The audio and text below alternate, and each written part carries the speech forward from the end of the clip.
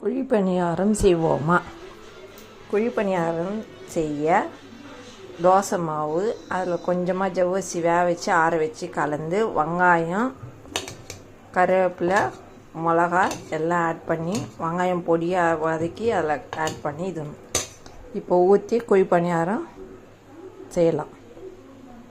கல் வச்சு சூடு இறந்தோம், இந்த மாவை இதில் ஊற்றணும்.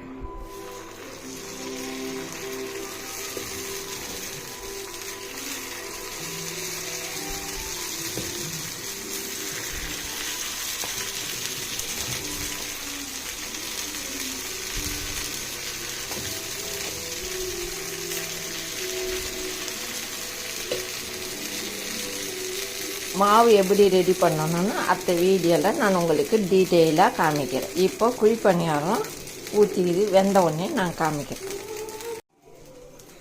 அழகாக வட்ட வட்டமாக வருது குழிப்பணியாரம்.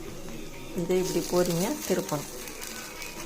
இந்த குழிப்பணியாரம் எப்படி செய்வதுன்னு இன்னொரு வீடியோவில் நான் தனியாக போடுறேன். உங்களுக்கு பிடிச்சிருந்தால் லைக் பண்ணுங்கள், ஷேர் பண்ணுங்கள், சப்ஸ்கிரைப் பண்ணுங்கள். டாட்டா, பாய் பாய். நாளை சந்திப்போம். எம்மியான குழிப்பணியாரம் ரெடி. இந்த வீடியோ